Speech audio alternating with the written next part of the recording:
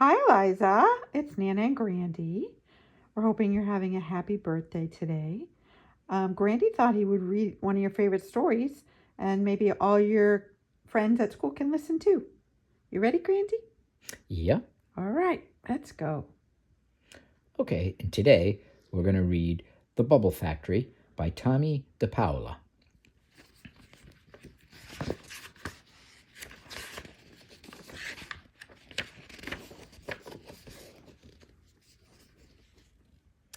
Sam and Molly were always getting into things, and Grandpa was always getting them out.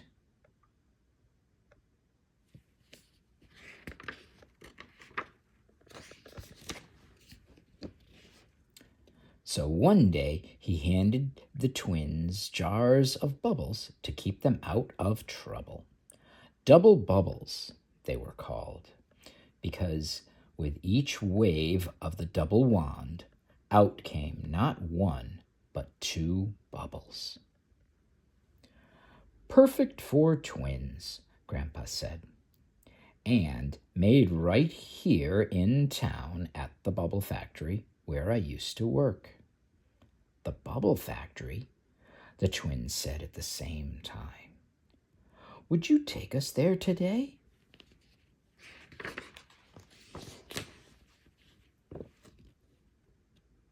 So off they went.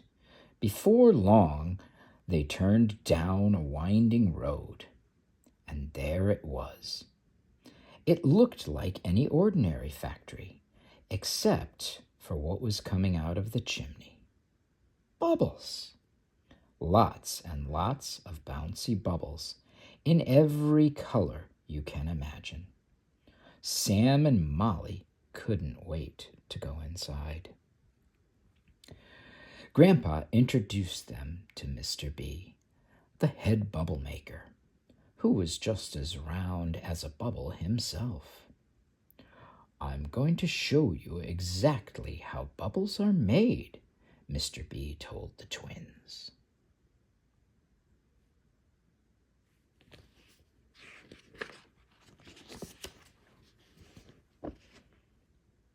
The first stop was the great bubble machine, a maze of wheels and gears and levers and pulleys. Jar after jar popped onto a belt. Mechanical arms moved up and down, placing a wand in each one, then filling and capping them.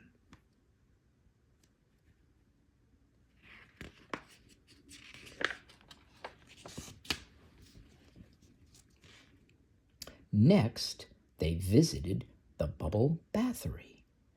Here, new kinds of bubble bath were being tested in big bathtubs by a bubble-o-meter. Down the hall was a bubble boutique with really fancy bubbles floating everywhere. Polka dot ones, striped ones, even bubbles with your name on them. In the bubble gummery next door, brand new bubble gum was being invented. Whistling bubble gum, non-popping bubble gum, and bubble gum that did the chewing for you. Mechanical heads were test-blowing bubbles. One had pink goo all over its face.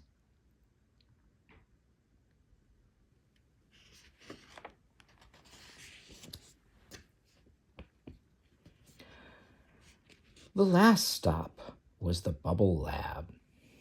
This was the place where the bubbles of the future were invented.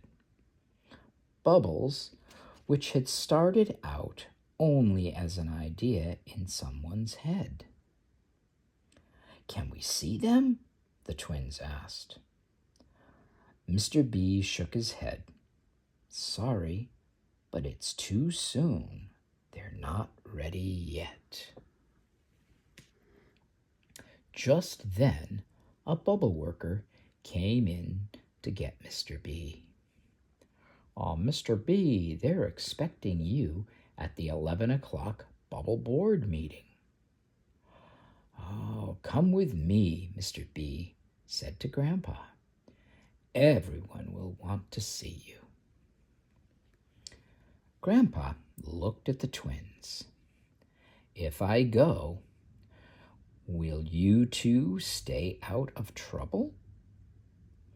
The twins nodded.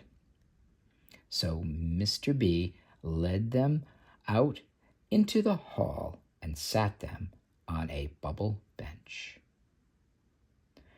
"Stay right here until I get back," Grandpa told them. "I won't be long."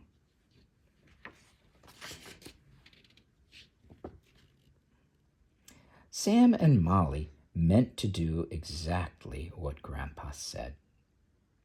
But Mr. B had left the door to the bubble lab open.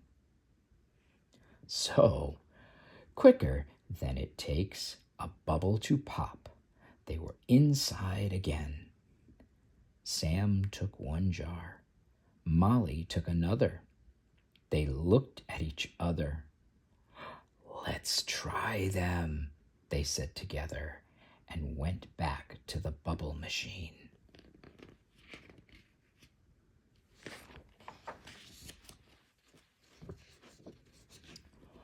All the bubble workers were at the meeting. The bubble machine was turned off. "I see the on button," Sam said. They both reached up for it and pushed. The machine gave a giant blub. "Now what do we do?" Sam asked. Molly pointed to a large funnel with a sign on it that said, "Pour here."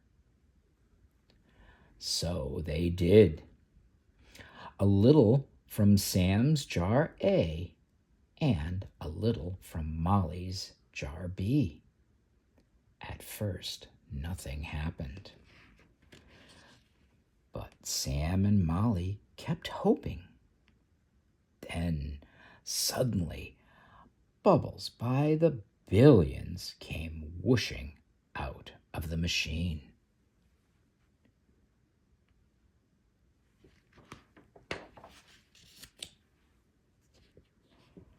"Look what's happening to the bubbles," said Molly.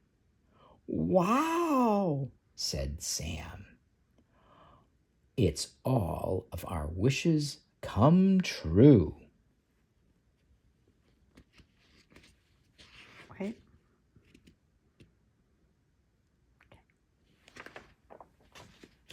And now you can see all of the bubbles start changing and becoming different shapes. Wow.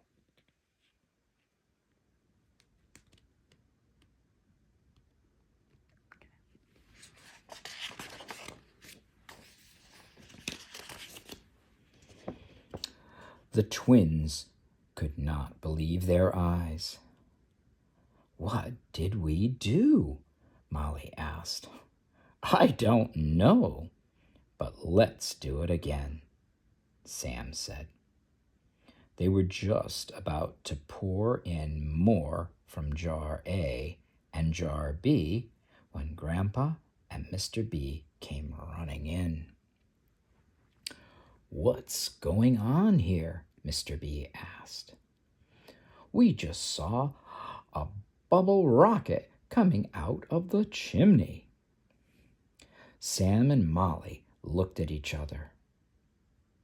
"I'm sorry," Molly said. "We didn't mean to make such a mess." Sam nodded. "I wish there were some way for us to clean it up." No sooner said than done. Out of the bubble machine came a cleanup squad of vacuum cleaners, brooms, dustpans, and mops. They all went to work. In a flash, everything was back as it had been before. Grandpa and Mr. B stood with their mouths open. "This is amazing," cried Mr. B. "No one has ever made bubbles like this before. What did you do?"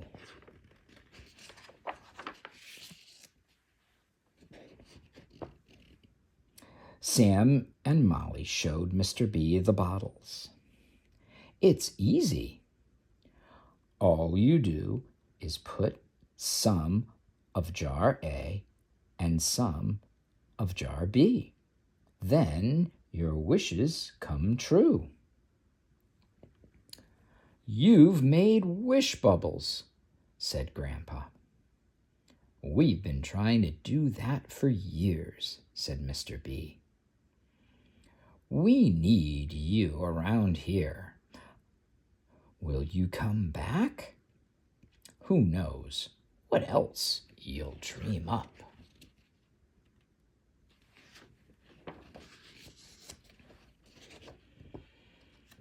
That was fine with Sam and Molly. When it was time to leave, they got a big send-off and a ride home in Mr. B's Bubble Mobile.